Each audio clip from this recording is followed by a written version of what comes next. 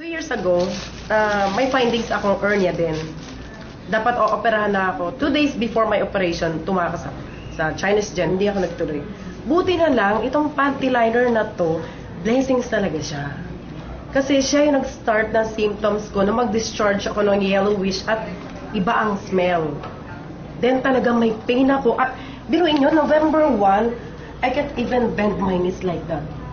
Talagang yung grabing pain, ganyan ako sa window ng Victory. Yan talaga hawakan mo kasi yung pain, grabe na talaga. So nag-start ako noon, November 6, tumakbo na ako sa doctor. The first one, nagkamali ako ng punta, internist ang napuntahan ko. Sabi niya, Bartholin cyst. Pero hindi, sabi pumunta ka ng OB-GYN. Ito na po yun. Ang nakita niya is, masyadong makapal ang aking lining. Yung mattress ko, parang mattress ng 90 years old.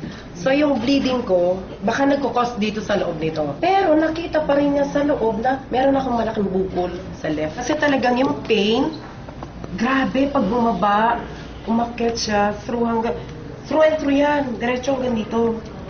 Then nakita din sa kanan ko, meron din ako cyst. So sabi niya, after 2 weeks, bumalik ka sa akin. Yung bleeding, titingnan natin kung saan nanggagaling. Nakaschedule ako for RASPA. Baka kasi andito yung nagkukos ng bleeding. So, noong 29, naka 2 weeks na akong gamit ng panty liner natin. 29 ang hapon, sinundo ako ng mister ko sa room.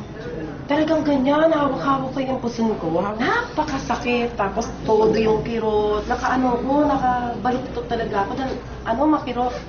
Mamaya parang may gusto lumabas. Tapos pumunta ako ng CR. Kasi nung makita ko, bigla, plok, gumanon.